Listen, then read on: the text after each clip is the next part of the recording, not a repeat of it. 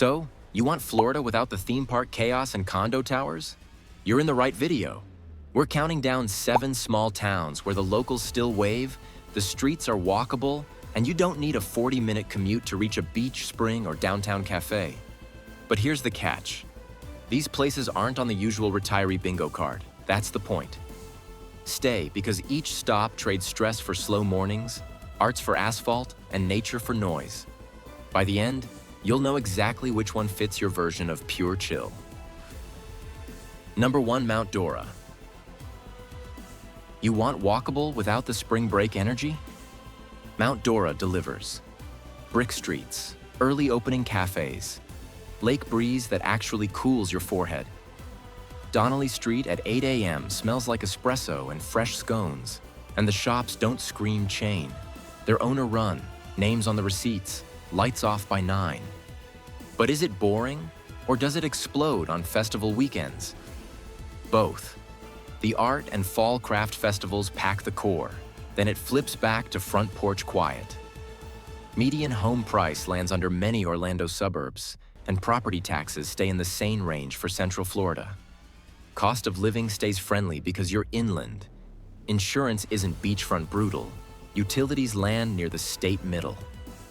Here's the thing. You're close to Advent Health and still within a straightforward drive to Orlando's big hospitals, minus the daily I-4 combat. Crime tracks lower than big metro norms. You've got lakeside sunsets, Dora Canal boat tours, and low-impact living that still feels active. Ditch the freeway. Walk to dinner. If Mount Dora is a postcard, the next place is a living museum that actually functions as a city. Number 2, D-Land. Old Florida Main Street with Stetson hats and actual students. D-Land looks wholesome and still orders a proper cappuccino. Main Street wins fans for a reason. Murals splash down alleys, indie bookstores stack new releases next to used treasures, and Friday art walks turn the sidewalks into a slow parade. 15 minutes, and you're staring at blue spring manatees gliding by like they own the calendar. And the skydiving scene? Wildly normal here. Retirees clap from shaded benches while parachutes float down like confetti. College towns can be loud and pricey. But here's the catch. D-Land leans steady, not rowdy. Weekdays hum with classes and coffee lines. Weekends bring brunch crowds, not gridlock. Median home price typically under Orlando's exurbs, plus property tax bills that don't punch you in the throat. Crime runs calmer than big neighbor cities, and healthcare is locked in. Advent Health D-Land Local, Halifax Health in Daytona for specialists.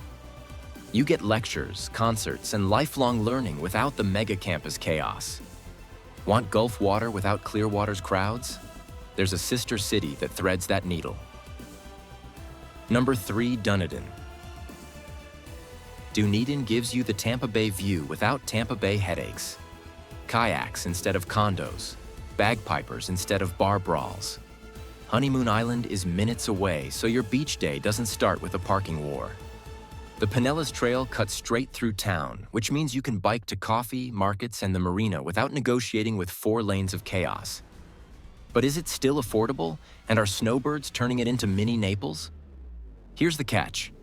Condo prices run friendlier than Clearwater Beach, especially off the water. But proximity matters. Closer to the bay equals higher premiums and stricter flood zones. Older masonry homes and a bit of elevation can soften insurance, while slab-on-grade near the shoreline spikes it.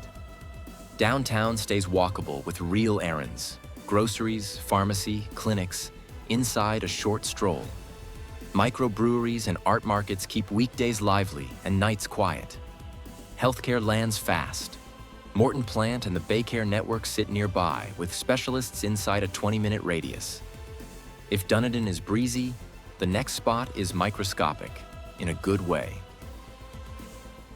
Number 4, Safety Harbor.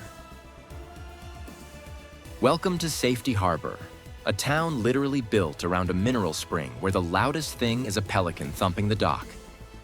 This is the anti-Soho.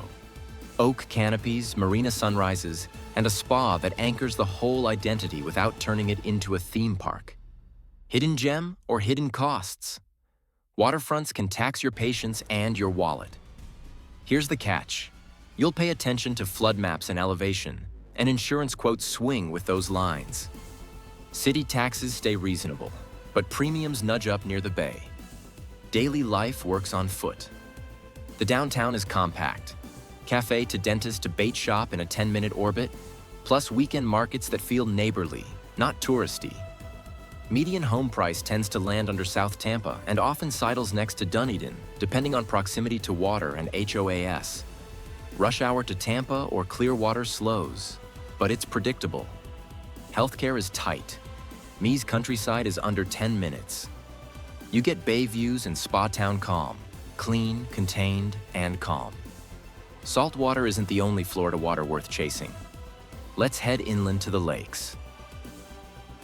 Number 5, Sebring. If your perfect day is a rod at Sunrise and no line at Publix, Sebring is your brand. Housing? The median often sits a full 6 figures under coastal comps. Let that sink in. Cheaper utilities and calmer insurance bills follow because you're away from storm surge and salty wind. But here's the catch. Inland can feel quiet. After 8 p.m., the action is crickets and cable. So what fills the hours? Highlands Hammock State Park. Boardwalks under ancient oaks, shaded loops, real wildlife. Add year-round lakes for fishing, kayaking, and lazy pontoon days. 1 week a year, the 12 hours of Sebring flips the switch. Brief buzz, then back to normal. Healthcare holds up. Advent Health Sebring covers the basics, and a VA clinic handles veteran care. Crime trends sit below big city chaos. Real talk on climate, humidity sticks, and near certain lakes, you'll catch a sulfur whiff. It's like living in a well-priced hammock. Half speed, half price. From lake cottages to seaside porches, you're not ready for how intact this next downtown is. Number 6, Fernandina Beach. A barrier island town where the houses look staged for a postcard and shrimp boats still clatter past the pier. That's Fernandina Beach. The core is intact. Center Street's Victorian storefronts, brick, balconies, and a walkable grid that runs on coffee, galleries, and easy lunches. Fort Clinch adds bikeable dunes and a quiet fort you can loop on repeat without dodging tour buses. But here's the catch. Amelia Island is no secret. Prices lean higher than inland, yet Fernandina often undercuts St. Augustine's historic core and can match or beat Jacksonville beach blocks from the water. Flood zones shift the math fast. Slight elevation uptown cuts premiums. Low-lying pockets near the marsh pay more. Healthcare is tight for a small town. Baptist Nassau is local, with Mayo Clinic Jacksonville about 30 to 40 minutes. Crime sits calmer than Jacksonville's metro churn. Tourism peaks in bursts, but residents set the rhythm the rest of the year. Calmer coast. Real community bones. One more stop where wildlife owns the right of way. Number 7, Crystal River. In Crystal River, your commute is a paddle, and your neighbors are sea cows with better manners than most drivers. Sounds dreamy, right? But here's the catch. Can you live here full-time without sacrificing services, healthcare, or sanity when the humidity spikes? Let's break it down. Three Sisters Springs stays clear year-round thanks to the aquifer, and in winter, the manatees move in like clockwork. Summer heat? The springs don't care. Scalloping season turns locals into hosts for a couple of weeks. Then it's back to quiet. Median price still under many coasts, and being set back from the open Gulf can chill the insurance bill. Healthcare is covered with HCA Florida Citrus close by, plus VA access. Crime runs calmer than bigger Gulf towns.